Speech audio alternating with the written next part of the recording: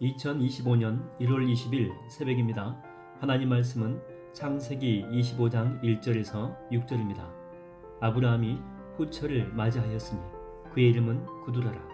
그가 시므란과 욕산과 무단과 미디안과 이스박과 수아를 낳고 욕산은 스바와 드단을 낳았으며 드단의 자손은 아수르 족속과 루두시 족속과 르움미 족속이며 미디안의 아들은 에바와 에벨과 하녹과 아비다와 엘다인이 다 그두라의 자손이었더라.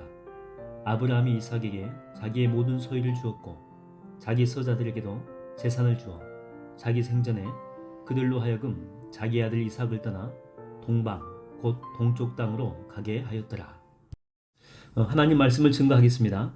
제가 아는 어떤 분이 계시는데 본처를 두고 살다가 후처를 맞이하게 되었습니다. 옛날에는 그 마음에 없는 결혼을 했지 않습니까? 그래서 살다가 이제 마음에 안 들다 보니 자기 마음에 드는 후처를 두게 된 것이죠.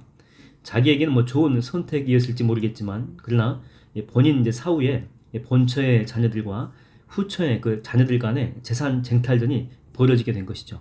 결국에 후처 집안의 자녀들을 이기게 됩니다.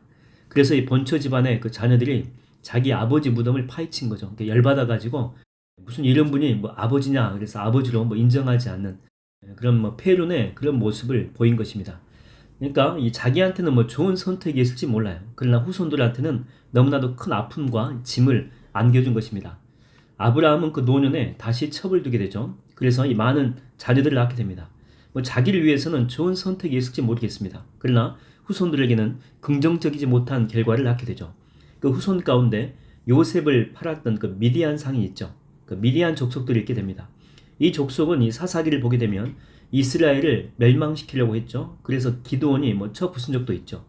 또 이렇게 보게 되면 3절에 나오는 족속 가운데 제국을 이루어서 북이스라엘을 멸망시킨 잔인한 족속인 아수르가 나오게 되죠. 아수르의 그 사내립 여러분 들어보셨죠? 이들이 얼마나 잔인하냐면 포로된 이 국가의 그 민족들, 그 국민들을 껍질을 벗기는 그런 고문을 했죠.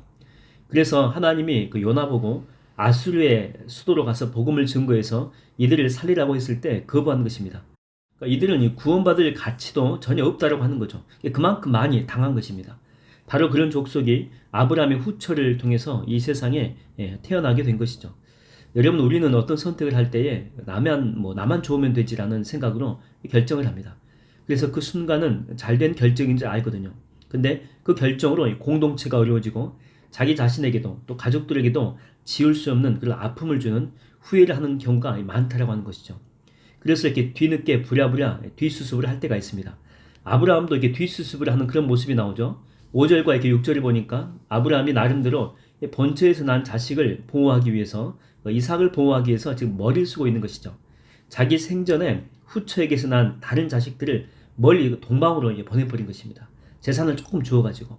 그래서 이 본처에게서 난 이삭에게서 멀리 떨어지게 한 것이죠. 지금 이런 방식으로 뒷수습을 하고 있는 거죠. 이렇게 하면 아무런 일도 없겠지. 그러나 인간의 머리로 뒷수습을 한다라고 해서 문제가 해결되는 것은 아니죠. 소 잃고 외양간 고친다라고 하는 것입니다. 여러분, 하나님을 떠난 그 솔로몬 보십시오. 하나님의 은혜 때문에 그래서 풍족한 삶을 살았던 그였는데 우상 숭배로 하나님의 보호막이 다 사라져 버리죠. 그래서 이게 솔로몬은요, 자신이 가진 이 권세와 지혜로 뒷수습을 하게 되죠. 이 군사력을 보강하기 위해서 이집트에서 이렇게 말들을 들여오기 시작합니다. 국부를 늘려가기 위해서 무역업을 통해서 온갖 세상으로부터 은과 금을 들여오기 시작하죠.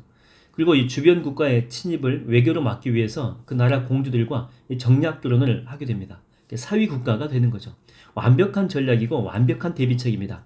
근데 그거는 솔로몬 혼자 생각이고, 이렇게 완벽한 대비를 끝냈다고 생각했지만 솔로몬 그 말년부터 삐걱거리기 시작하더니 그의 아들 때에 가서는 완전히 박살을 나게 됩니다.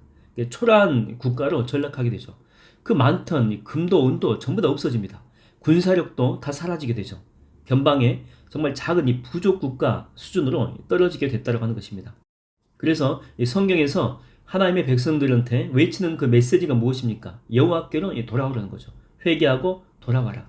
주님이 그 죄 묻지 않을 테니까 그냥 오라는 것입니다. 스스로 할 수 있다라고 교만하지 말고 머리 그만 쓰고 오라고 하는 거죠.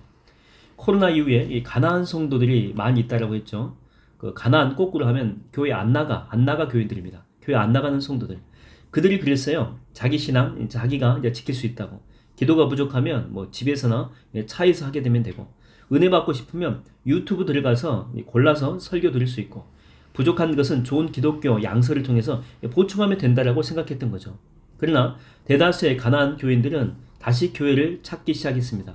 왜냐하면 교회 공동체 없이 혼자서 이렇게 신앙생활을 막상 해보니까 정말 불신자보다도 못한 이 죄인 중에 괴수같이 변한 자기 모습을 보았기 때문이죠. 마치 그 예수님 대신 나무에서 스스로 꺾여져 나가서 혼자 이렇게 살아보겠다라고 하는 가지하고 똑같아요.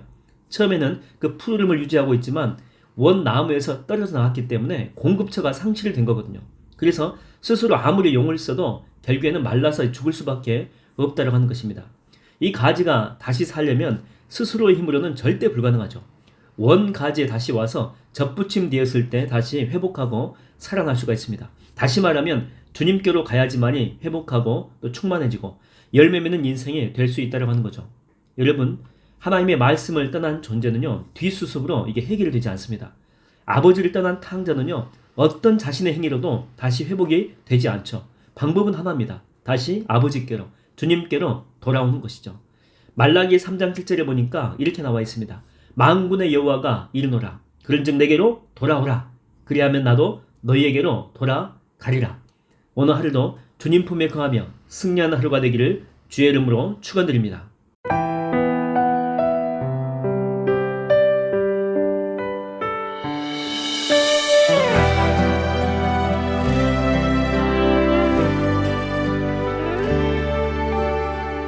내 백성이 나를 떠나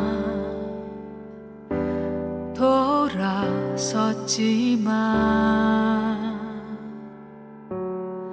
내 사랑이 내 백성은 포기 못하니 내 모든 것 내어주고 나 그들을 얻으리라. 여호와께 돌아가자. 우린 돌아서도 그는 변치 않네. 여호와께 돌아가자. 우린 넘어져도 그 사랑